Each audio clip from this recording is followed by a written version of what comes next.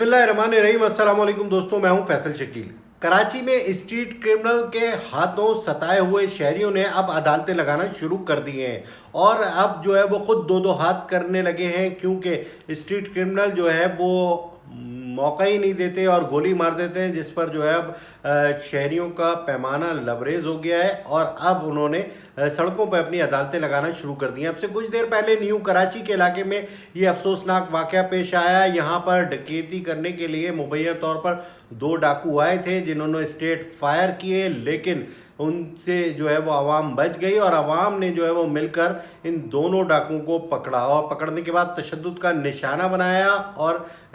काफ़ी देर तक निशाना बनाने के बाद जो है इन पर पेट्रोल छिड़क कर मुश्तइल अफराद ने इनको आग लगा दी, जिससे दोनों डाकू जो है वो झुलस कर मर गए। पुलिस पहुंची हस्बे रिवायत ताखीर से और इन दोनों डाकुओं की लाशें कब्जे में लेकर ज़ाब्ते की कार्रवाई के लिए अब्बासी शहीद अस्पताल मुंतकिल कर दी गई। मैं आपको बताऊं कि जनवरी के एक महीने में 11 शहरी डकैती डाकुओं की मज़ाहमत के दौरान जो है वो शहीद हो चुके हैं, जाँबाग हो चुके हैं और तकरीबन अगर हम बात करें तो रोज़ाना के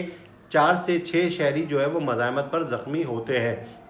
अदादो शुमार जो है वो बढ़ते जा रहे हैं, लेकिन पुलिस हुक्काम के ये दावे हैं कि अपने तौर पर इक़दामात किए जा रहे हैं और इतना बड़ा कराची है, इतनी कम पुलिस है, सीसीटीवी कैमरे नहीं हैं और दीगर सहूलियात नहीं हैं, इसकी वजह से मुश्किलात का सामना है, लेकिन कोशिश कर रहे हैं अपने तौर पर। लेकिन सूरत हाल ये हो रही है कि अब जो है वो आवाम ने खुद कानून को हाथ में लेना शुरू कर दिया और ये तशवीशनाक बात है और ये काबिल मज़म्मत है इस तरह का इक़दाम करना कि जो है वो जला देना। इसकी जितनी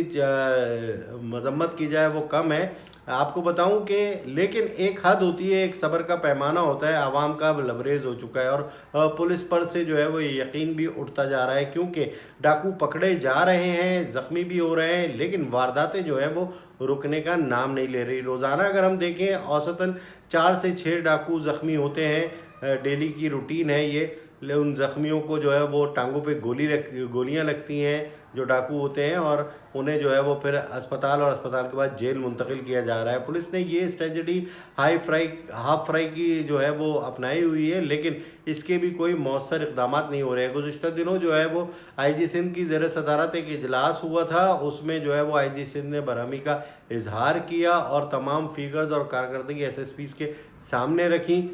और उन्हें वार्निंग भी दी कि ऐसी जो है वाक़यात को रोकने के लिए इक़दाम किए जाए। दूसरी जानिब कराची समेत मुल्क भर में दहशतगर्दी के ख़तरात भी